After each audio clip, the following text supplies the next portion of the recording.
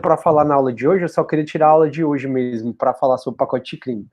A Michelle tá falando assim, estive doente, mas melhorei, troquei a internet, está tudo já agora. Que bom, Michelle. Todas as aulas estão gravadas, todas as aulas estão no YouTube. Eu fiz uma playlist lá com todas as nossas aulas. Eu já coloquei essa playlist em discussões no Unifonline. Já passei para vocês também por Torpedo. E se você for no Unifonline em aulas, tem todas as aulas da gente lá também, tá bom? Então, para quem perdeu, o Juan tá falando oi, a Letícia, tudo bom, pessoal? Que bom. Turma, agora à tarde a gente teve uma reunião com a gestão superior, né, com o professor Henrique e com a professora Caterine, e eles falaram que vão definir o prazo para a gente fazer a nossa AV2, tá bom? Então, quando eles definirem qual vai ser esse prazo, eu falo para vocês. A AV2 bem tranquila, com questões que a Janete vai resolver com vocês, no GED, procuram participar com o GED. Pronto, que bom, Michele, faça isso mesmo. Vamos ter aula até o dia 28 de julho. Não, Vitor, esse calendário que saiu, pessoal, é mais para disciplinas de estágios. A nossa disciplina, a gente não teve prejuízo de jeito nenhum. Eu estou super em dia, tanto é que eu já vou fazer essa aula aqui de pacote de crime, que não está dentro da nossa matéria diretamente, e fiz a aula passada sobre revisão de questões, né, resolução de questões. Então a gente está super em dia. A nossa tendência é seguir o calendário desde sempre. Vocês não deixaram de ter aula um dia sequer, e aí, nesses casos que o professor está conseguindo levar o conteúdo, que não houve ausência de aula, aí a gente vai terminar normal. Então, em junho, a gente já começa a finalização do nosso semestre. Eu só quero que eles liberem para eu poder marcar com vocês a AV2, porque aí depois eu marco a AV3, e a gente já falou que a AV3 não vai ser colegiada, né? Eu que vou fazer a AV3 mesmo de vocês. Bem tranquila, só com base no que a gente está discutindo. Contudo, se você não está vindo para aula, né, e eu não estou falando do Vitor, porque o Vitor toda a vida está aqui, que se você não está vindo para aula vai estar difícil. Então eu espero que vocês todos venham, tá bom? Vocês têm mais alguma dúvida, turma, sobre isso? A gente vai... Pois é, Yasmin, não por nossa vontade o semestre vai continuar à distância, né? Eu, por mim, já teria voltado, já teria acabado essa pandemia toda. Mas a ideia é que a gente acabe terminando dessa forma mesmo, entendeu? Assim, se eles determinarem a volta, né? Obviamente tem que respeitar os decretos do governador. Terça-feira mesmo, nosso governador estendeu o decreto até o dia 20 de maio. O Tribunal de Justiça, o CNJ, já estendeu a suspensão dos prazos até dia 31 de maio. Então, assim, junho já é finalização de semestre. Vai ser sim, tem uma resolução, Juan, da universidade que é cumulativo, o conteúdo é cumulativo, tanto a AV1 como a AV2 como a AV3, então é o semestre todo, certo? Por isso que na aula passada, Juan, eu fiz questão de fazer exercício com vocês e de revisar algumas coisas, né, de inquérito, de ação penal, mas aí vocês não me pediram nenhuma questão dessa. O que é que eu resolvi fazer? As atividades agora, elas vão integrar a nota da AV2, né? Isso eu já mandei para vocês para o Torpedo. Então, toda quinta eu vou passar uma atividade para vocês integrarem até a outra quinta e vai integrar a nota da AV2. Eu vou começar a perguntar coisas do começo, para vocês conseguirem revisar um pouco, tá bom? Aí o Vitor está dizendo que ele deixa mais tranquilo, pronto, tudo bem. Pessoal, a palavra de ordem é essa que o Vitor acabou de falar, é tranquilidade, é serenidade, para a gente conseguir concluir. Eu, como vocês estão vendo, eu estou me esforçando ao máximo, tudo que vocês estão demandando, eu estou atendendo, ou pelo menos estou tentando atender. A gente sempre está tendo aula, só na primeira semana a gente teve aula de manhã, né? Mas aí depois eu logo botei para tarde, para o nosso horário mesmo, mas a gente teve aula, a gente já aplicou a segunda chamada da V1. Quem quis fazer a segunda chamada da AV1, mesmo tendo feito a primeira chamada, eu permiti. E aí a gente está nessa tranquilidade para terminar o semestre.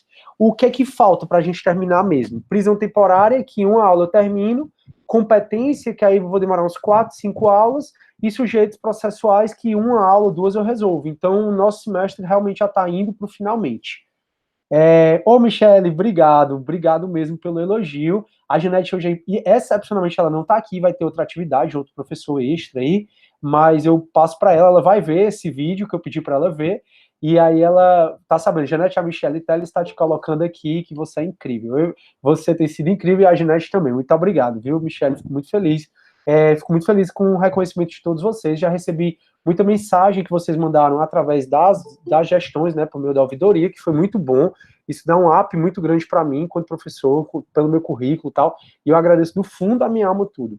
E assim, o meu objetivo, turma, é que vocês saiam dessa disciplina, mesmo que ela esteja sendo remota, não porque a gente quer, mas a disciplina está sendo remota, o meu objetivo é que vocês saiam daqui aprendendo o processo penal. Então, quando vocês puderem, pegue o plano de ensino da gente, que eu já passei por quase tudo, a gente, como eu disse, já está acabando o plano de ensino, olhem e daí, poxa, essa matéria inquérito eu estou tranquilo, ação penal eu estou tranquilo, prisão, liberdade provisória e as medidas cautelares eu estou tranquilo, os princípios, deem uma olhada se você está tranquilo, porque assim, eu posso até revisar, mas eu, ao invés de revisar, eu fiz a aula passada, né, que foi uma espécie de revisão, resolvendo exercícios, muito embora a gente só resolveu o exercício da matéria que a gente está vendo agora, e nessa aula eu vou falar sobre as alterações do pacote de crime, tanto é que eu já quero correr um pouco, porque não vai dar para eu acabar nessa aula, e vai ser só essa aula que eu vou falar das alterações do pacote de crime. Enfim, então o meu objetivo é que você saia dessa disciplina dizendo, poxa, eu aprendi processo penal 1, estou pronto para processo penal 2.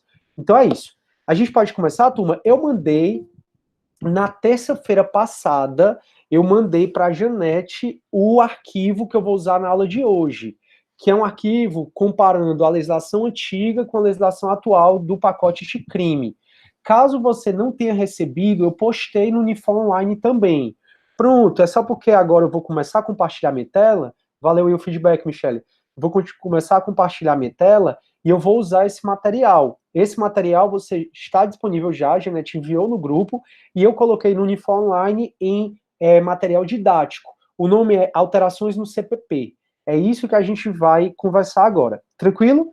Então eu vou falar um pouco sobre o pacote crime, aí eu vou compartilhar minha tela e eu vou especificar cada uma das mudanças. Vou tentar terminar nessa aula, vai ficar muito grande, mas o que der para passar para vocês, eu passo.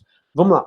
O pacote de crime, pessoal, foi um dos primeiros atos do ex-ministro Sérgio Moro. Ele fez um projeto de lei, e esse projeto de lei, o intuito dele foi combater a criminalidade, em especial as organizações criminosas, conseguir também reverter o patrimônio que um criminoso teve com o proveito do crime. Então o traficante, ele compra carro, ele compra casa, conseguir reverter esse patrimônio obtido de maneira ilícita para a União ou para os estados. Ele teve o intuito, então, de combater as organizações criminosas, teve o intuito de endurecer um pouco mais a pena, tanto é que mudou muito a progressão de regime, que vocês vão estudar em Processo Penal 3.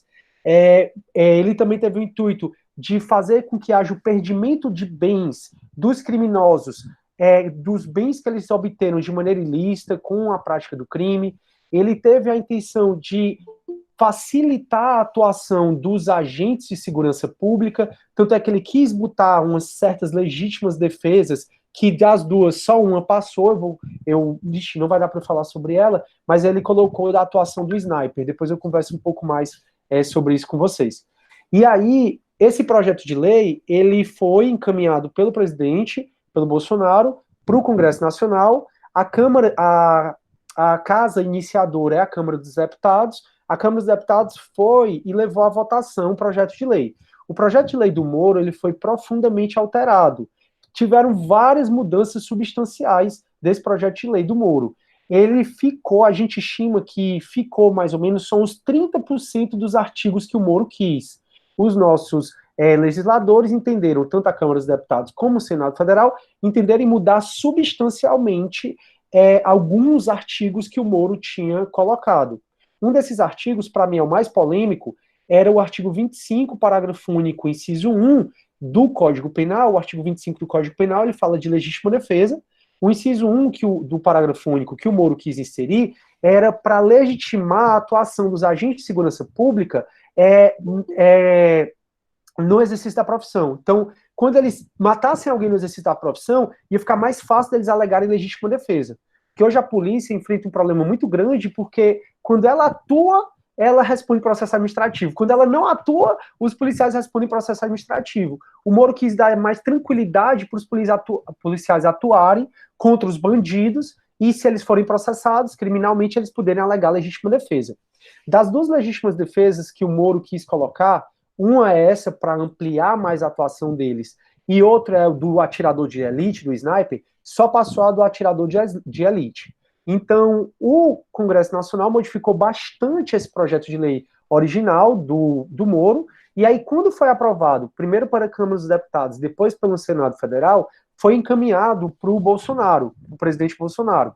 No dia 24 de dezembro de 2019, ano passado, então no Natal, um dia antes do meu aniversário, que é dia 25 de dezembro, o Bolsonaro ele sancionou parcialmente a lei. Por que ele sancionou parcialmente a lei? O Bolsonaro sancionou parcialmente a lei porque ele fez 24 vetos, 24 artigos que tinham sido aprovados pelo Congresso Nacional, o Bolsonaro vetou. Todo veto, como vocês já estudaram no Constitucional, todo veto tem que ser expresso. Então, o Bolsonaro, de maneira expressa, ele justificou os vetos, o porquê que ele estava vetando os artigos, e aí ele encaminhou para o Senado Federal, porque em sessão conjunta, a Câmara dos Deputados e o Senado Federal, eles vão deliberar sobre os vetos. Pela maioria absoluta, eles podem derrubar o veto do Bolsonaro. Eles tinham um prazo de 30 dias para poder derrubar os vetos ou não do Bolsonaro. Acontece com essa crise, com essa pandemia, acabou que estendeu um pouco mais e eles ainda não deliberaram sobre os vetos do Bolsonaro. Então, estou falando isso para vocês ficarem atentos, porque pode ser que alguns vetos do Bolsonaro venham a ser derrubados. Aí, o que é que aconteceu? Alguém vai falar, porque eu ouvi o microfone? Alguém for falar, é só dizer. Não, né? Pronto, então eu vou continuar. Aí, o Bolsonaro, então, no dia 24 de dezembro, ele sancionou o pacote de crime, que é uma lei ordinária, e essa lei ordinária, que é a Lei 13.964 de 2019, essa lei ordinária, ela alterou o Código Penal. Vocês aprenderam que o Código Penal só pode ser alterado, é o princípio da legalidade, né? Não há crime sem lei anterior que o defina, não há pena sem prévia combinação legal, ou seja, um crime só pode vir com lei, só pode ser modificado com lei e só pode ser revogado por lei. Então, essa lei 3.964 de 2019, que é o pacote de crime que foi sancionado dia 24 de dezembro pelo presidente Bolsonaro, ela alterou o Código Penal, alterou o Código de Processo Penal, que é a nossa aula hoje, ele alterou muito o Código de Processo Penal, é o que eu vou tentar resumir para vocês na aula de hoje, inclusive com matérias que não é nossa, você vai ver em Processo Penal 2, então o que não der para entender, não se preocupa, porque em Processo Penal 2 o professor vai voltar a falar sobre isso, e ela alterou também várias leis especiais, alterou a lei de execução penal, alterou a lei dos crimes hediondos, ela alterou o regime de progressão da pena, que a gente falava antigamente, que era 2/5, 3/5 ou 1/6, né? Dependendo do crime. Aí agora é percentual, 16%, 20%, 25%, que aí a gente, agora é o percentual da pena para você progredir de regime. Vocês aprenderam isso em Pena 1, essa questão de progressão de regime. Vocês aprenderam lá que era 1/6, 2/5, 3/5, pois é, agora não é mais, agora é percentual. E aí o que acontece? Essa lei, então, a 13.964 de 2019, ela alterou não só o Código Penal, como o Código de Processo Penal, como várias leis especiais. Ela alterou, então, várias leis. Uma lei alterando várias leis. E a vacatio legis da Lei 13.964 de 2019, a vacatio legis, o período de vacância da lei, é de 30 dias. Então, se o Bolsonaro ele sancionou no dia 24 de dezembro de 2019, 30 dias depois, foi dia 23 de janeiro de 2020. Então, as alterações do Código Penal, que a grande maioria das alterações do Código Penal foram alterações que foram piores para o réu, aí elas só vão valer para os crimes cometidos do dia 23 de janeiro de 2020 para frente. Já as alterações do Código de Processo Penal, a gente viu, vocês viram comigo no começo do semestre, que a aplicação da lei penal é diferente da aplicação da lei processual penal. Lembram? Eu disse, galera, esse negócio que lei penal retroage, que lei retroage para beneficiar o réu, é lei penal. A lei processual penal, ela está pouco preocupada se ela é melhor para o réu, se ela é pior para o réu. Ela é regida pelo princípio da imediatidade, ou também conhecido como o princípio do tempus regit actum. De acordo com o artigo 2º do CPP, a lei processual penal, quando ela entra em vigor, ela respeita todos os atos anteriores, contudo, ela é aplicada imediatamente aos processos que estão em andamento. Então, enquanto as alterações do pacote de crime no Código Penal, a maioria só vai valer para os crimes cometidos do dia 23 de janeiro de 2020 para frente, porque a grande maioria dessas alterações foi pior para o réu, como, por exemplo, aumentou a pena do crime de concussão, ela trouxe a questão do perdimento alargado de bens, ela trouxe casos de suspensão da prescrição. Então, não estou falando que todas, tá? Mas a grande maioria das alterações do Código Penal só vão valer para os crimes praticados no dia 23 de janeiro de 2020 para frente.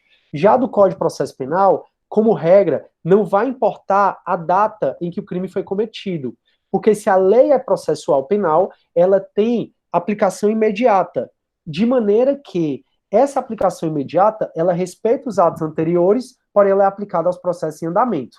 Mas sobre isso, a doutrina já está se degladiando muito sobre um aspecto que é o acordo de não persecução penal.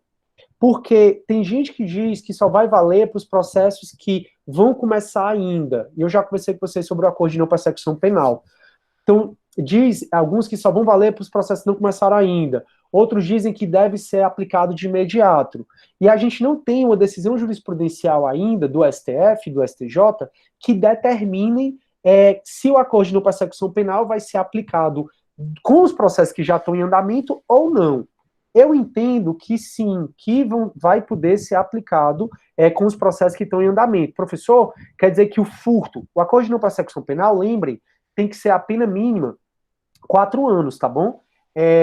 Do crime. Então, tem o furto, tem a falsificação do documento público, falsificação do documento particular, tem a corrupção passiva, que a pena mínima é de 2 anos, é de 2 a 12 anos, concussão, tem vários, e não pode ser crime com violência ou grave ameaça. Já eu reviso isso com vocês. Mas eu entendo que se o furto foi ano passado, por exemplo, e está em andamento, porque não teve suspensão condicional no processo, furto qualificado, por exemplo, está em andamento, então pode sim ser aplicado o acordo de não persecução penal. Professor, e o roubo? Pode o roubo não, porque tem violência ou grave ameaça. Se tem violência ou grave ameaça, não pode ser aplicado o acordo de não persecução penal. Show. Aí, turma, então vocês já entenderam que para o Código Penal, a grande parte dos artigos, boa parte dos artigos só vai ser aplicado para os crimes praticados do dia 23 de janeiro em diante. No Código Penal, não. Tudo que a gente vai conversar tem incidência imediata. Show. Aí outra coisa é que, assim que a lei entrou em vigor, no dia 23 de janeiro, houveram 4 ações diretas de inconstitucionalidade contra essa lei. Uma pelo Conselho dos Magistrados, outra pelo Conselho do Ministério Público. E aí essas 4 ações, elas foram ajuizadas em janeiro, no Supremo. E quando se recebe uma ação direta de constitucionalidade, geralmente compete ao presidente do STF determinar da providência liminar, né, cautelar. Ou então ele designa algum relator. Mas, em janeiro, o ministro o ministro Dias Toffoli, ele estava de férias e o Luiz Fux é que estava na presidência. Então, o próprio Luiz Fux disse, não, eu estou na presidência, pode deixar aqui que eu resolvo os pedidos de liminares para suspender os artigos do pacote de crime. Veja bem, essas 4 ações diretas de inconstitucionalidade, elas não foram contra todo o pacote de crime. Foram contra certos artigos do pacote anticrime. Então, são impugnações bem pontuais. Aí o Fux, analisando todos os pedidos, ele rejeitou alguns pedidos de liminar para poder suspender a eficácia daqueles artigos e acolheu 4 pedidos de liminar. 4 pedidos para suspender a eficácia da lei. Em outras palavras, a gente tem 4 pontos da lei, que eu já falei para vocês várias vezes e que eu vou revisar, que estão com a eficácia suspensa. O Fux, então, deu essa decisão. Dessa decisão, ele distribuiu, né, de novo para o ministro Dias Toffoli, e aí vai competir agora ao Supremo a colocar essas 4 ADIs na pauta de julgamento. Então, o que eu vou falar para vocês têm que ficar atentos em várias coisas. O Congresso Nacional ainda vai analisar os vetos do presidente Bolsonaro. E o Congresso Nacional, pela maioria absoluta, eles podem derrubar os vetos. Então, a lei ainda pode ser modificada. 2, essas 4 ações diretas de inconstitucionalidade ainda vão ser julgadas. Então, pode ser aqui que eu fale de um artigo e que o Supremo venha a declarar inconstitucional. Então, fiquem atentos, porque eu não acho que daqui para o final de junho, que é quando eu vou ter mais contato com vocês, o Supremo vai resolver isso. Por isso, fiquem atentos, principalmente com o professor de vocês, de processo penal 2. Então, quando vocês começarem o próximo semestre, que graças a Deus, se Deus quiser, todos vocês vão ser aprovados, quando vocês começarem o próximo semestre, conversem com o professor, ou então procurem se antenar um pouco se houver alguma alteração do que eu falei para vocês, tudo bem? Só lembrando, já que essa aula está sendo gravada, essa aula está sendo no dia 7 de maio. Então, 7 de maio, o que tem de mais atualizado é esse que eu estou contextualizando para vocês. Aí, o que é que eu vou fazer agora? Eu vou compartilhar o arquivo que a Janete já enviou para vocês e que eu já coloquei em material didático no Unifor Online para explicar para vocês as alterações do CPP. Como eu disse, vai ficar um pouco corrido, mas eu acho que dá para vocês entenderem tudo. Até porque tem alterações que eu não vou precisar explicar tanto. Show? Alguma dúvida até aí, turma? Como sempre, vocês sabem que eu tenho o maior prazer de conversar com vocês, né? Eu só estou um pouquinho mais rápido por conta do tempo mesmo. Mas, como sempre, fiquem à vontade para escrever na hora que quiserem. Então, vamos nessa. Vou compartilhar aqui meu arquivo. E aí, turma... peraí, tá aqui. E esse é o arquivo que vocês têm, alterações no CPP, certo? Eu estou dando até um curso no Tribunal de Justiça, eu sei que alguns de vocês trabalham no Tribunal de Justiça, aí vocês viram na internet, né, provavelmente a minha foto lá, todo bonitão, gostosão, e aí era exatamente o curso que eu estou fazendo lá, sobre o pacote anticrime, as alterações no Código Penal, e o curso, galera, na primeira hora, teve 150 inscrições. Quando chegou no primeiro dia, ou foi no segundo, com 700 inscritos, aí eles pararam totalmente. Eu digo, vixe, como eu tô famoso. Mas faz parte, é um assunto muito interessante mesmo. Enfim, então, esse arquivo, vocês estão com eles aí, tá bom? Aí eu disse para vocês que em sede liminar, o ministro Luiz Fux, ele suspendeu 4 pontos da lei. Quais são esses 4 pontos da lei? Primeiro, juiz de garantias. Eu sei que na sala de aula a gente conversou um pouco sobre quem é o juiz de garantias. Para evitar, o juiz de garantias não foi nenhuma criação do Moro, viu? Foi uma inserção do Congresso Nacional. E durante as discussões do Congresso Nacional em relação ao projeto de lei do pacote de crime, o próprio Supremo tinha uma comissão que ele enviava pareceres e sugestões de alteração desse projeto para o Congresso. Então, quando a gente fala, foi um projeto, foi uma lei do Moro, na realidade, no final, não foi. Enfim, aí, quais são as 4 partes do pacote de crime que estão suspensas? Primeiro, juiz de garantias. Qual foi o intuito do juiz de garantias? Vocês acompanharam aí a confusão que foi a vazagem, não é vazagem não, como é que eu posso falar, meu Deus? A divulgação das mensagens do Moro com o Deltan Dallagnol, que é em relação ao Ministério Público, no processo do sítio Atibaia, no processo da condenação do Lula. E detalhe, o Lula foi confirmada a condenação dele agora em segunda instância, e aí vai ser publicada, e aí os advogados ainda vão poder entrar com embargo de aclaração, agravo interno, regimental, dependendo do caso, ainda pode entrar com recurso especial extraordinário. Acredito que os advogados do Lula vão querer postergar o máximo possível, porque o Lula só está solto, porque como a gente já conversou, hoje não tem mais prisão após condenação em segunda instância. Eu vou até falar um pouco da alteração do júri, mas não vai ser agora não. Porque o júri, se você for condenado no júri por mais de 15 anos, então eu estou respondendo em júri por um homicídio doloso, e a minha pena ficou mais de 15 anos, o pacote ele já diz que você já poderia ir preso. Mas tirando essa questão do júri, hoje em dia, mesmo que você tenha uma condenação em segunda instância, você não pode, enquanto não transitar em julgado, ir preso. Não existe mais essa questão como regra da execução provisória da pena. A execução provisória da pena vai ser mais nessa situação do júri, que é uma das coisas que estão querendo alegar que é inconstitucional. Que é o cara, se ele for condenado no júri há mais de 15 anos, aí ele vai imediatamente preso. Está sendo contestado, o Supremo vai dizer se isso é constitucional ou é inconstitucional. Então, por hora, não existe mais essa questão da execução provisória da pena, tirando essa questão do júri. Então, o Lula teve a confirmação agora da condenação dele em segunda instância pelo sítio Atibaia. Lembre que ele está sendo condenado, que ele foi condenado pelo triplex em Guarujá, em primeira e segunda instância, e agora no sítio Atibaia ele foi condenado em primeira instância e acabou de sair de segunda instância. O fato é que eu acredito que os advogados eles vão continuar recorrendo para evitar a prisão dele. Vamos ver o que é que vai esperar. Mas o fato é que ficou muito patente, assim, a gente conversou muito sobre o sistema acusatório, que uma das principais questões do sistema acusatório é a separação das funções de acusar, de defender e de julgar. E a partir do momento em que tem mensagens de um juiz orientando a acusação como proceder, a gente fere o sistema acusatório, vira um sistema inquisitivo e aí é evado de nulidade absoluta um processo como esse. já conversou em sala de aula, não sou nem contra nem a favor, PT, partido político, eu estou só falando os fatos para vocês, pelo amor de Deus, não vai dizer que eu estou dizendo que o processo é nulo, que isso, que aquilo outro, não, estou só falando em termos técnicos, em termos gerais, mas enfim, e ficou claro que, por exemplo, uma das mensagens do ex-ministro Moro era que ele dizendo que uma procuradora da República que fez o interrogatório era muito fraquinha, que ele sugeriria tirar. Menos de uma semana depois, o Deltan tirou a procuradora da República da acusação, né? Enfim, essas coisas aconteceram. E aí o juiz de garantias, qual é o intuito dele? É um juiz que vai cuidar das investigações e outro juiz que vai cuidar do processo. O juiz que vai cuidar do processo, que é o que vai dizer se o cara é culpado, inocente ou se extingue a punibilidade, esse juiz que vai cuidar do processo, ele não vai ter contato com a investigação. Para quê? Para não correr o risco dele não ser imparcial, para não correr o risco dele ser parcial.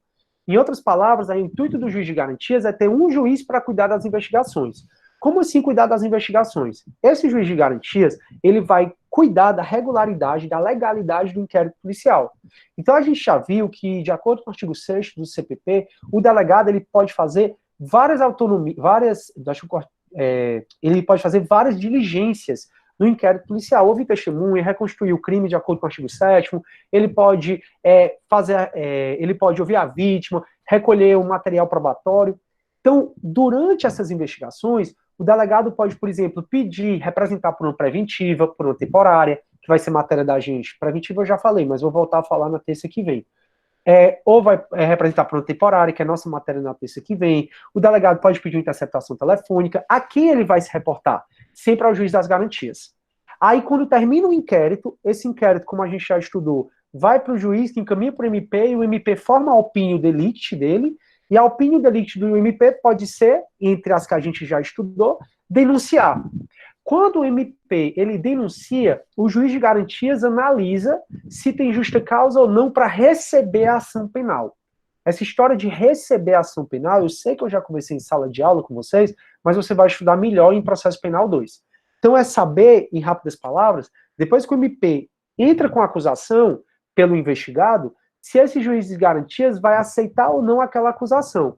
Se o juiz de garantias aceitar a acusação, ele manda a denúncia e pouquíssimos processos, pouquíssimos elementos informativos para um outro juiz. E esse outro juiz é que vai cuidar das provas, que vai tocar o processo para frente. O Fux, ele suspendeu a eficácia desse artigo, porque ele diz que, mexe na estrutura do judiciário, a competência para isso, para fazer um projeto de lei nesse aspecto, é do próprio judiciário. 2, mexe com questão financeira do judiciário, e toda vida que você indica uma despesa, você faz uma despesa, você tem que indicar uma receita, e não foi feita. 3, não deu tempo hábil para o judiciário se organizar, já que o judiciário teve 30 dias, né, que foi a vacácio da lei. De maneira que, nesse aspecto, aí o Fux suspendeu a eficácia desse artigo. Outro artigo que está com eficácia suspensa é o arquivamento do inquérito policial. Lembram disso? Como é que é hoje o arquivamento do inquérito policial, já que o artigo 28, novo, né, está com eficácia suspensa? Sempre foi, desde 1941 até hoje, como é que é o arquivamento do inquérito policial? É um ato complexo, já estudei várias vezes com vocês. O MP pede o arquivamento e o juiz, se concordar, ótimo, arquiva. O artigo 28 novo, com a redação dada pelo pacote de crime, porém, que, repito, está com eficácia suspensa, o artigo 28 novo, ele tira do judiciário essa competência para arquivar inquérito. Como é que seria se tivesse valendo o artigo 28 trazido pelo pacote de crime? Seria o seguinte, o MP recebeu o inquérito, ele mesmo, promotor de justiça, procurador da República, entendeu que não é caso de ajuizar a denúncia, entendeu que é caso de arquivar aquele inquérito policial, ele mesmo arquiva. Ele mesmo arquiva, notifica a vítima, dizendo que arquivou o inquérito, e manda esse inquérito policial para o órgão de revisão ministerial. Então, o pacote de crime mandou que o Ministério Público criasse esse órgão de revisão ministerial. Ou seja, o arquivamento do inquérito, que hoje passa pelo juiz e sempre passou, não vai ser mais desse jeito se tivesse valendo o artigo 28 do pacote de crime. E o Fux disse a mesma coisa, que o MP, vai alterar a estrutura do MP, deveria ser uma lei de iniciativa do MP, que indicam uma despesa para o MP sem indicar uma receita, e que o MP não teve tempo hábil em 30 dias para se organizar. Aí está suspenso também. A outra parte que está suspensa, eu acho que eu não coloquei aqui, turma, é o juiz que tiver contato com coisas, o juiz que tiver contato com prova inadmissível, o artigo 157, parágrafo 5º, deixa eu ver se eu coloco aqui para vocês, artigo 157, parágrafo 5º, esse aqui, ó, ele diz o seguinte, ó, com pacote de crime, o juiz que conceder do conteúdo da prova declarada inadmissível não poderá proferir a sentença ou acórdão. Esse artigo aqui, ele também foi declarado, deixa eu colocar lá de novo, ele também foi declarado suspenso pelo Fux, ou seja, ele não está valendo. Ele não está valendo esse artigo que ele coloca que não está valendo esse artigo que ele diz que se o juiz declarar a prova inadmissível, se ele tiver contato com uma prova ilícita, uma interceptação telefônica ilegal, uma confissão mediante tortura, se o juiz tocar numa prova que ela depois for declarada ilícita, ele perde o direito de proferir a sentença ali. O Fux diz que fere a razoabilidade, fere a proporcionalidade, que na verdade o juiz ele é um ser humano e ele é capacitado para poder julgar as coisas de maneira imparcial. Não é porque ele teve contato com prova inadmissível que automaticamente ele já está parcial, não. Então também está suspensa. E a última parte que está suspensa, turma, é sobre as medidas cautelares. Ah, tá aqui, ó, prova inadmissível, é porque eu coloquei foi na coisa errada. Eu vou atualizar e mando para vocês, tá? É porque eu coloquei foi na... Pronto. E eu tava achando isso, meu Deus, cadê a cadeia de custódia aqui? E a última coisa que foi declarada, que foi declarada suspensa pelo pacote de crime, pelo Luiz Fux, é exatamente a possibilidade de prisão em segunda instância. Que se... Não, o Moro colocou que foi prisão em segunda instância. É isso, Deus. Vale mesmo, toda a vida eu falo, acho que agora eu esqueci. Deixa eu só lembrar aqui. É a prova inadmissível, e aí a possibilidade de prisão em segunda instância, exatamente. Então, a regra, pronto, Não, turma, desculpa, tá aqui, lembrei. Foi o que eu também já conversei com vocês, me perdoe. O Moro colocou a prisão em segunda instância e foi retirada a possibilidade de prisão após condenação em segunda instância. O que é que está suspenso? Isso eu já conversei com vocês. A gente viu que se o cara está preso em flagrante delito, esse flagrante vai ser feito e o delegado tem 24 horas para mandar o auto de prisão em flagrante para o juiz, para o MP, para a Defensoria Pública ou então para o advogado, caso o cara indique. E o pacote de crime, ele disse que quando alguém é preso em flagrante, o judiciário tem um prazo de 24 horas para poder fazer a audiência de custódia. Caso ele não faça em 24 horas, então, caso ele não faça a audiência de custódia, eu estou botando em cautelares porque aqui, de custódia em 24 horas, aí a prisão é automaticamente considerada ilegal. E se a prisão é ilegal, nós já vimos que vai ter o relaxamento de prisão. Ou seja, teoricamente, se eu for preso em flagrante hoje, o judiciário tem até 24 horas para fazer minha audiência de custódia. Se o judiciário não fizer em 24 horas, o judiciário é obrigado a relaxar a minha prisão. O Fux diz que isso fere a razoabilidade e a proporcionalidade e que desconsidera as diferenças de estrutura entre as cidades. Então, uma coisa é uma cidade como Fortaleza, e uma coisa é outra cidade como Tabuleiro do Norte, ou mesmo Alto Santo, ou mesmo interiores, que não tem estrutura suficiente para já fazer a audiência de custódia em 24 horas. Então, essas são as 4 partes que estão suspensas pelo pacote de crime. Galera, deixa eu voltar aqui para ver se alguém está com alguma dúvida. A Vitória riu. Eu não entendi por que ela riu. Mas valeu, Vitória. Que bom que você riu. Fico muito feliz. Galera, e aí? Estão com alguma dúvida? Como eu disse, eu estou falando mais rápido que enfim, vai já acabar. Só existia prazo antes para audiência de custódia? Pois é, o que a gente conversou na sala de aula. A audiência de custódia nunca foi, na sala de aula não, a gente conversou aqui nessas nossas aulas, né? A audiência de custódia, ela nunca esteve, esse nome, no Código de Processo Penal. quem seria o nome audiência de custódia, que até nossa matéria, eu já estudei com vocês e até a gente já viu os artigos, quem seria esse nome no Código de Processo Penal foi agora o pacote de crime.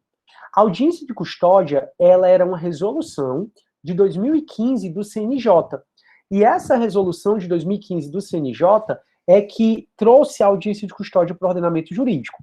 Essa resolução, ela foi contestada no Supremo, e o Supremo disse, não, ela é válida.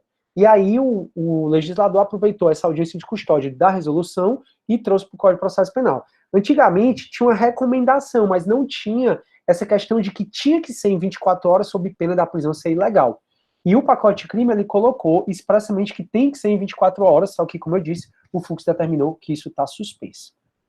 Ah, tá, porque eu tô todo gostosão na foto, não é verdade. Show. A Ana tá dizendo assim, qual é o artigo da audiência de custódia?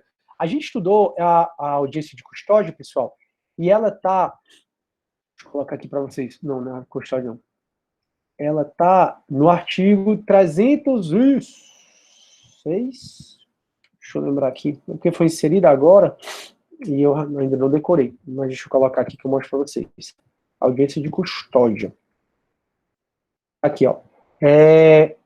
Mais à frente. Está no artigo 302, se não me engano. Deixa eu voltar aqui que fica mais fácil. Tá aqui, ó. Prisão flagrante, ó. Tá aqui, ó. A autoridade para artigo 310. 310, parágrafo 2º, parágrafo 3º. Eu li com vocês todo o 310 nas aulas. Se vocês assistirem as aulas, já está no YouTube. Então, no parágrafo 3º do 310, diz assim, a autoridade que deu causa, sem motivação idônea, a não realização da audiência de custódia no prazo estabelecido no caput deste artigo, responderá civil, administrativamente e penalmente. Aí o artigo que está suspenso é esse. Transcorridos 24 horas após o decurso do prazo estabelecido no caput desse artigo, a não realização da audiência de custódia sem motivação idônea ensejará também a ilegalidade da prisão a ser relaxada pela autoridade competente, sem prejuízo da possibilidade de imediata decretação da prisão preventiva. Tudo bem? Deu para entender aí, pessoal? Deu para entender aí essa parte? Deixa eu colocar aqui para vocês. Já salvo aqui, ó. Artigo 310. Aí quando eu passar esse material para vocês, aí eu atualizo também no Info Online, aí vocês já sabem. E aí, galera, pode falar. Só uma dúvida. Qual foi a justificativa para a modificação dessa audiência de custódia? É só uma questão de celeridade mesmo ou teve mais outra motivação?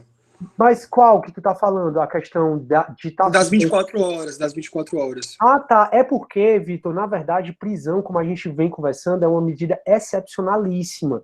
E que acontecia muito na prática, principalmente antes dessa resolução de 2015 do CNJ, é que um cara ficava preso em flagrante, cara, às vezes por 100 dias, por 200, e não pode.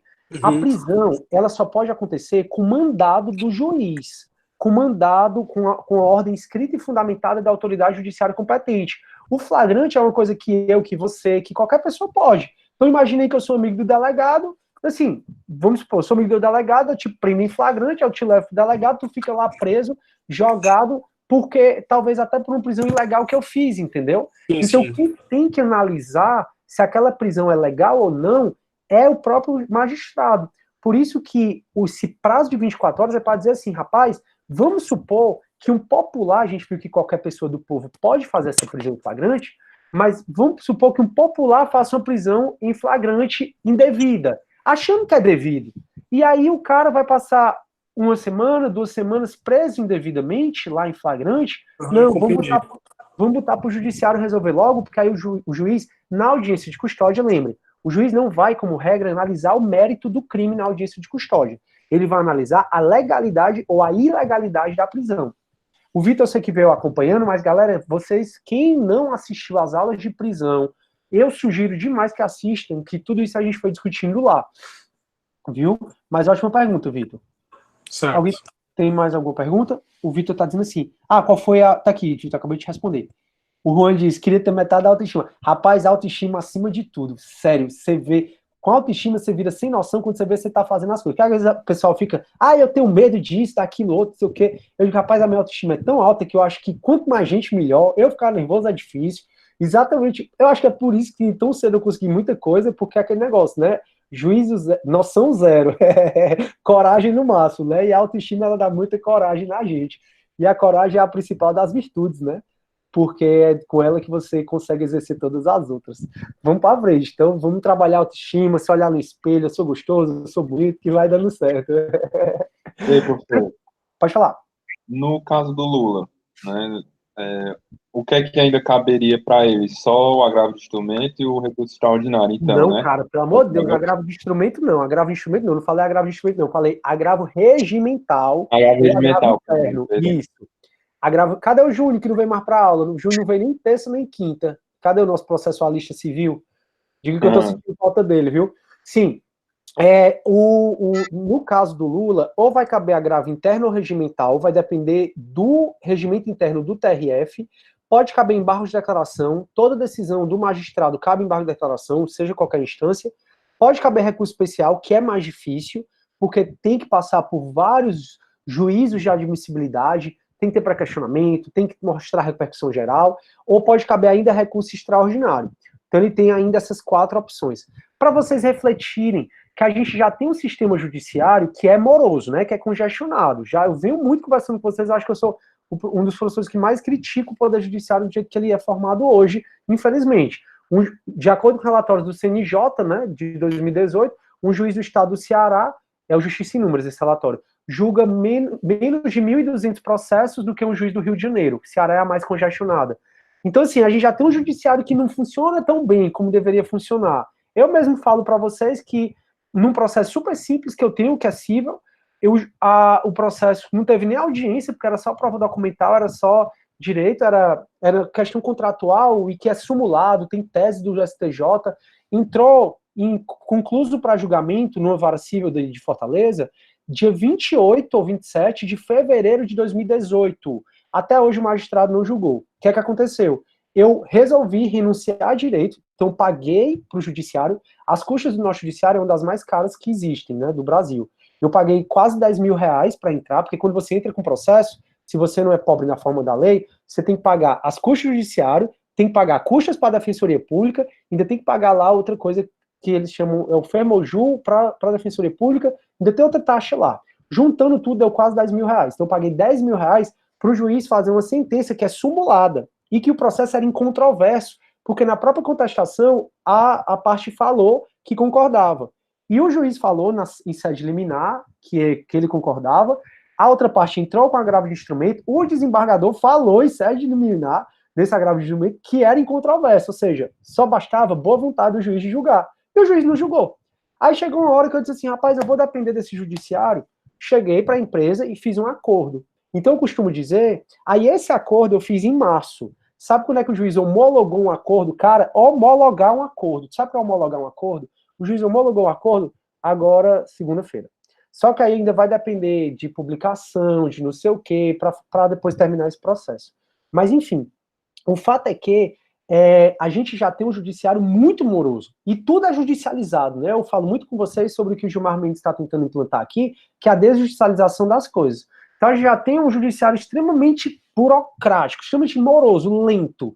E ainda chega essa monte de recursos, cara. É por isso que para o advogado criminal, a justiça morosa é ótimo. Deixa aí correndo, que um dia prescreve.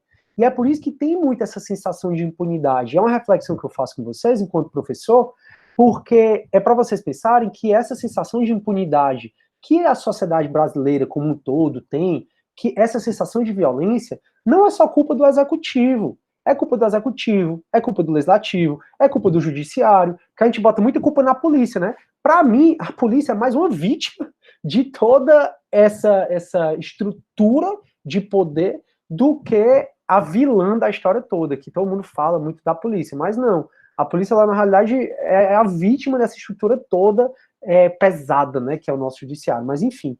Então, agora, o Lula, como se não bastasse, ainda tem esses 4 recursos, né, que ele, em tese, pode utilizar. Aí, o Vitor falou, pessoal, sou lindo, né? Eu não sei, deve ser, Vitor, você é bonito. O Vitor Coelho é o Vitor. Ah, Vitor, o cara tá doido, tá todo sarado, macho, que é bonito. A Vitória tá dizendo assim, lembro também. Aí o Vitor tá dizendo, esqueci nunca. Aí o Vitor falou assim, fico impressionado ainda. Fico impressionado com isso porque eu até acho o nosso sistema bem mais simplificado do que o TJ do Rio. Aqui é bem mais facilitado, entre tantos processos. Cara, olha um relatório chamado Justiça em Números do CNJ. Quem está falando que o Ceará tem um judiciário mais congestionado, não sou eu, é o CNJ. Contudo, vamos também fazer às vezes, ano passado, eles subiram, a gente subiu 7 posições. Então, nós não somos mais o último, de acordo com o último relatório do CNJ. E aí a gente se pergunta, né, se o judiciário subiu mesmo, melhorou mesmo o nosso, ou se os outros que pioraram.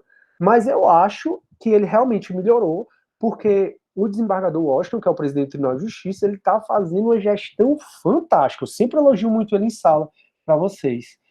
A Vitória está dizendo que o Vitor não é bonito, kkkk, e o Vitor Coelho está dizendo ler acima.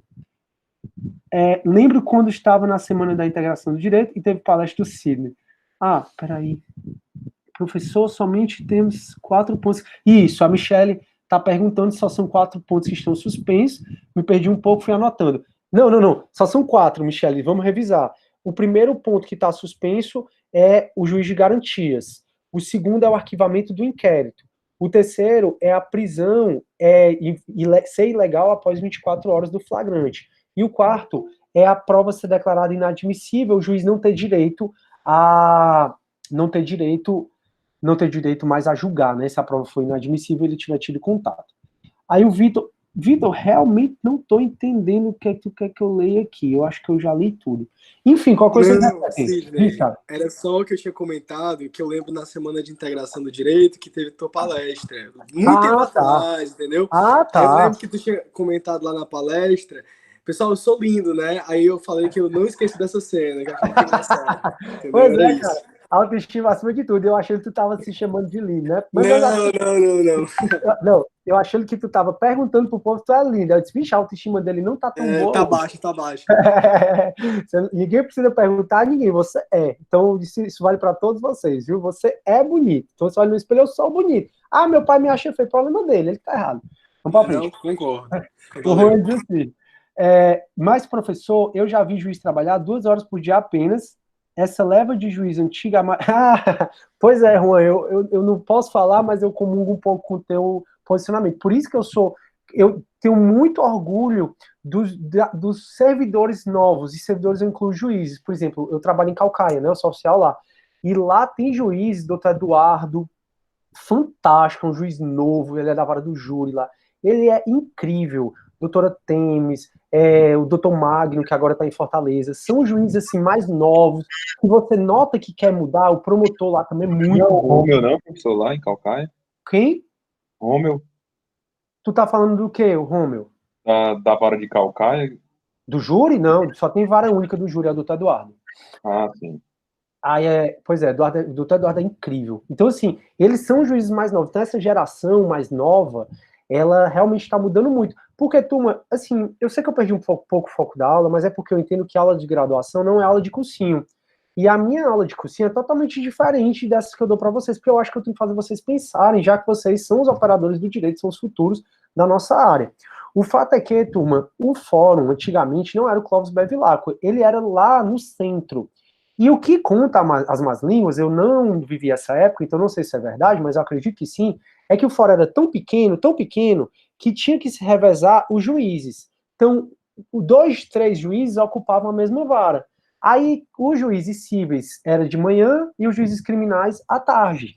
Então, com isso, eles foram... Depois foi pro fórum, cada juiz ganhou seu gabinete, teve muita estrutura, o fórum tem realmente uma estrutura muito boa, falta só um ar-condicionado, muito embora você se perde naquele fórum, né? Eu não sei quem fez aquela arquitetura, mas enfim. Então, quando eles foram pro fórum, meio que ficou isso, entendeu? E assim, às vezes eu sinto que, enfim, eu não vou nem falar porque está sendo gravado, mas a gente depois conversa sobre isso um pouco mais. Mas o que é que eu sinto, né?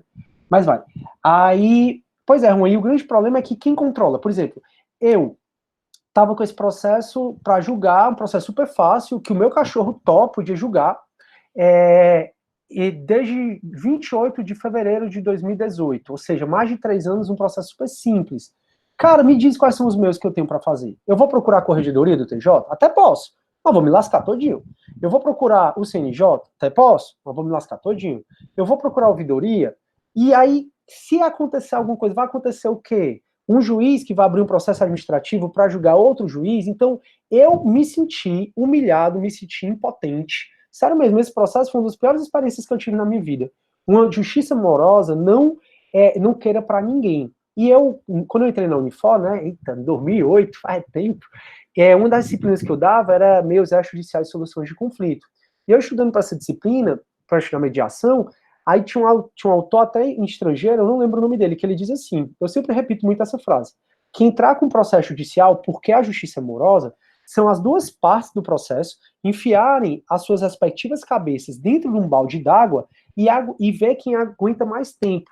O que é que ele quis dizer com isso? Que entrar com um processo judicial é sufocante. Então, nunca queira ter a sensação, como eu tive diversas vezes, de tá tudo a teu favor, tu tem um direito, tá tudo ok, e tu ficar dependendo da boa vontade do judiciário, que, assim, no meu caso não funcionou, né? Não tô dizendo que em outros casos não funcionou, tô dizendo no meu caso, pelo amor de Deus. Não funcionou. Então, assim, aí eu ficava pensando, o que é que eu posso fazer? Eu disse, porra, eu sou pós-doutor em Direito, eu formo cabeça, eu sou professor, eu sou servidor do tribunal, e eu não tenho direito a uma cita, eu paguei 10 mil reais quase. Então, assim, isso gera uma sensação de angústia horrível. Professor, você tá falando 3 anos, da minha mãe tá com 23 anos. E Olha agora, aí. depois da pandemia, só Deus sabe, eu acho que bote mais uns 20 anos, aí vai ser 40 anos depois que vai poder sair.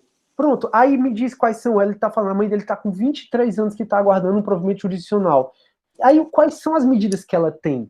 Porque para onde ela for, para onde o advogado for, a gente vai ficar refém, entendeu? Então, no meu ponto de vista, isso tá errado. Mas tá mudando, graças a Deus. Aí, minha mãe tem um processo mais velho que eu. Aí o Vitor, quer falar? Alguém quer falar? Não? Vamos lá. Aí o Vitor tá falando assim, acho que a saída mais rápida dessa morosidade é a informatização. E tá acontecendo, viu? Tá acontecendo. O presidente está investindo muito em inteligência artificial, no LEA, que é o projeto da gente, o STF está investindo muito no projeto Vitor. Tá acontecendo essa informatização. Graças a Deus tá acontecendo. Então, eu acho também que é por aí. Mas, Vitor, eu acho que é muito boa vontade, cara. Eu acho que se os servidores, acho que se as pessoas como um todo trabalhassem o que era para trabalhar, eu acho que não ficava um processo para ser julgado.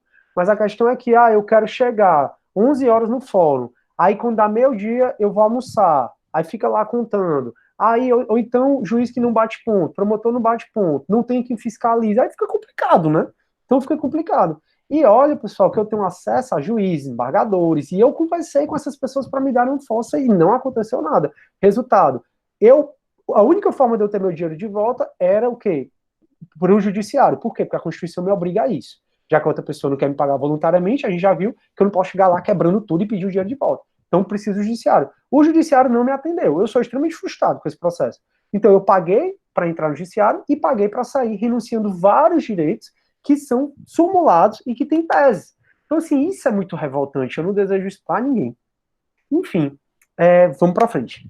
Aí, turma, pior que a nossa aula já está acabando, mas qualquer coisa na próxima aula eu termino. Deixa eu adiantar aqui. O que é que veio mais de alteração do pacote de crime, tá bom? Veio a alteração do procedimento de agente de segurança pública. O que é isso? Foi inserido no CPP esse artigo 14A. Esse artigo 14A, ele vai falar que os agentes de segurança pública, quando eles forem investigados por algo que cometeram no exercício das funções dele, então um policial estava num tiroteio, matou lá o bandido. Aí ele vai ser investigado. Todo agente de segurança pública, e esses agentes de segurança pública está no artigo 144 da Constituição, que é o policial rodoviário federal, policial ferroviário federal, policial militar, todos os agentes de segurança pública, quando eles forem investigados por algo que cometeram no exercício das funções dele, eles vão ter direito a serem notificados disso e eles vão poder, em até 24 horas, constituir um defensor para acompanhar essa investigação contra eles. Isso não importa se essa investigação for um inquérito policial militar ou ainda for um PIC, né? Qualquer investigação contra o agente de segurança, contra o policial, pelo exercício das funções, aí, nesse caso, eles têm que ser notificados, dizendo que vai ter essa investigação, para eles constituírem advogado. Se eles não constituírem advogados, o responsável pela investigação vai notificar o órgão ao qual ele faz parte, e o órgão ao qual ele faz parte vai nomear um defensor para aquele agente de segurança. Então, isso é para resguardar mais esses agentes de segurança pública que cometerem, em tese, uma infração no exercício das funções dele. Está no artigo 14A. A próxima alteração do Código de Processo Penal foi o acordo de não persecução penal. Eu sei que eu já falei para vocês, mas eu vou acabar a aula terminando falando sobre esse acordo de não persecução penal, porque ele é muito importante, eu realmente queria que vocês soubessem. Por estar no artigo 28A, é um artigo enorme, enorme mesmo, eu até coloquei aqui embaixo para vocês, e o acordo de não persecução penal, tem gente dizendo que ele é novidade e tal. Galera, o acordo de não persecução penal não é novidade. Desde 2017, essa resolução 181 de 2017, do CNMP, Conselho Nacional do Ministério Público. Desde 2017, o CNMP já tinha falado do acordo de não persecução penal. Então, que já havia. E os requisitos eram basicamente os mesmos. Só que aí, agora, entrou com o acordo de não persecução penal no Código de Processo Penal pelo pacote de crime, né?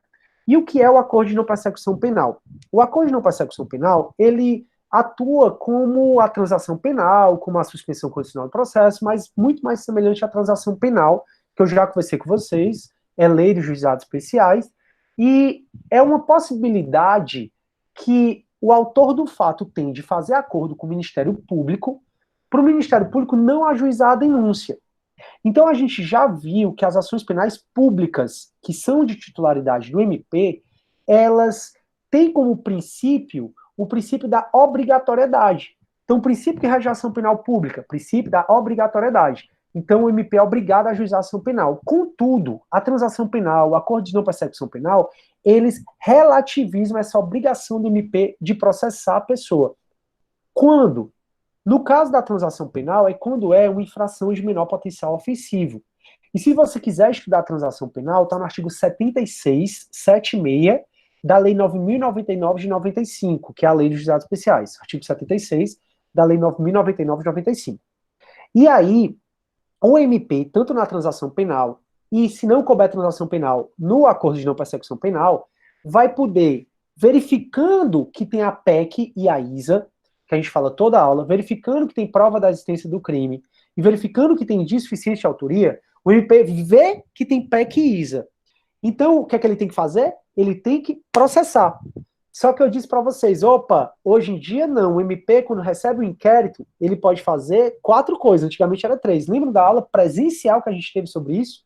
Então, o inquérito chega no MP, o MP antigamente, se tivesse PEC ISA, tinha que denunciar, ele tinha que, ou se não tivesse, ele ia pedir novas diligências, ou ia pedir o arquivamento. Eu disse, galera, agora o MP pode fazer 4 coisas. Ele recebe o inquérito policial, tendo PEC ISA, ou ele denuncia, ou ele tenta o acordo de não persecução penal, se o indivíduo preencher os requisitos. Quais são os requisitos? Então, no artigo 28A, sugiro demais a leitura. Ele é bem grande, não vai dar tempo de eu falar sobre ele todo hoje com vocês. Mas é uma possibilidade, tanto o acordo de não persecução penal como a transação penal, do MP fazer um acordo com o autor do fato, e o autor do fato, como é um acordo, ser assistido por defensor, público ou advogado, topar esse acordo, se ele topar, vai para o juiz vai marcar uma audiência para falar sobre esse acordo de não persecução penal, onde o juiz vai verificar a voluntariedade desse acordo e se esse acordo preenche as condições que o juiz acha cabível. Então, o acordo de não persecução penal, sou eu, por exemplo, que pratiquei um furto qualificado. Requer como condições, tá, que eu confesse o crime. Então, eu pratiquei um furto qualificado. Tudo está mostrando que tem PEC e ISA para o MP. O MP me chama para tentar um acordo de não persecução. Aí vai falar, sim, primeiro, você tem que confessar se for para a gente fazer esse acordo. Segundo, você preenche os requisitos porque não é um crime com violência nem grave ameaça. E o furto tem pena mínima inferior a 4 anos, então tá valendo. Eu vou te propor, Sidney, um acordo, que esse acordo pode ser reparar o dano, restituir a coisa, renunciar voluntariamente certos bens, prestar serviço à comunidade, pagar a prestação pecuniária. Essas questões aqui que o MP pode propor para mim, pode ser alternativa ou cumulativamente aplicada a mim. O MP pode até criar uma condição. E para eu ter direito a esse acordo de não persecução penal, além da pena mínima do crime ter que ser menor do que 4 anos, eu tenho que ter confessado o crime não pode ser com violência ou grave ameaça, o Código ainda coloca que não vai ser cabível o acordo se for cabível a transação penal, se eu for reincidente, se eu já tiver sido beneficiado por esse acordo nos últimos 5 anos, ou se for um crime praticado no âmbito de violência doméstica ou familiar, ou se houver misoginia. Que a misoginia é você praticar um crime contra a mulher pela razão dela ser mulher. Então tem que preencher todos esses requisitos. Quais? O crime tem que ter pena mínima menor ou igual do que 4 anos, ou não é igual não, igual, falei errado. O crime tem que ter pena mínima menor do que 4 anos, não é igual ou menor, é menor do que 4 anos. O crime tem que ser com violência, não pode ser com violência ou grave ameaça. O cara tem que ter confessado o crime e não pode caber transação penal. O cara não pode ser reincidente, não pode ter sido beneficiado por isso nos últimos 5 anos e não ser com violência doméstica ou familiar, ou ainda não ser por misoginia em razão do sexo da mulher. Se eu preencher todos esses requisitos, a MP vai tentar um acordo comigo, e esse acordo pode ser esses aqui que eu falei para vocês: reparar o dano, renunciar voluntariamente, prestar serviço à comunidade. E o MP pode até criar uma condição. Se eu topar, ótimo, a gente homologa esse acordo, vai para o juiz, e o juiz marca uma audiência. Nessa audiência, ele vai perguntar se eu realmente estou fazendo esse acordo voluntariamente, ou se eu fui forçado. Então, se o juiz achar que foi voluntário, ótimo. E ele vai ver se as condições que o MP colocou são condições bacanas. O juiz, se topar, homologa.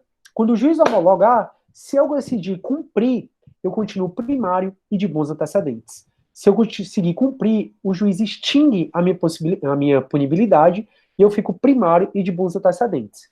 Se o juiz se recusar a homologar esse acordo, cabe um recurso que vocês vão ver em processo penal 2, que se chama RESE, recurso em sentido estrito.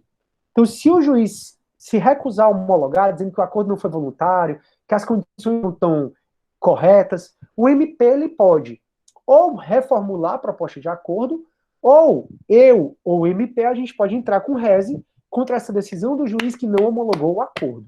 E esse é o acordo de não persecução penal, recomendo demais que se lê o artigo 28.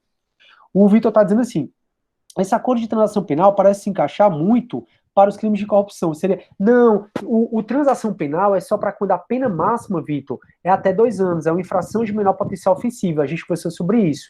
E a pena da corrupção máxima é de 12 anos. Então a transação penal é mais por crime de ameaça, lesão leve, para crime de desacato, alguns crimes de abuso de autoridade, é mais para esses crimes de menor potencial ofensivo. Deu para entender, Vitor? Pois, galera, essa é a aula de hoje. Na próxima aula eu vou tentar conversar um pouco mais sobre o pacote de crime e depois a gente fala um pouco sobre prisão temporária. Fechou? Beleza? É a pena mínima que tem que ser menor do que 4 anos para o acordo de não persecução penal, e para transação penal é a pena máxima igual ou menor do que 2 anos. Então, acordo de não persecução penal... Sidney, rapidão. Então, no acordo de não persecução penal, poderia ser aplicado para o crime de corrupção, então? Poderia, porque a pena mínima do crime de corrupção é de 2 anos. E o requisito é que seja menor do que 4 anos. Pronto, eu só confundi. Então era isso mesmo que eu queria saber. Tá bom? Obrigado. Beleza. Valeu, tranquilo. Tchau, Júnior. Valeu, cara. Bom final de semana. Abração. Para você também, amigo. A Vitória está dizendo assim, professor, uma dúvida que não tem relação com a aula. Tem problema não, Vitória, pode falar. Estou esperando.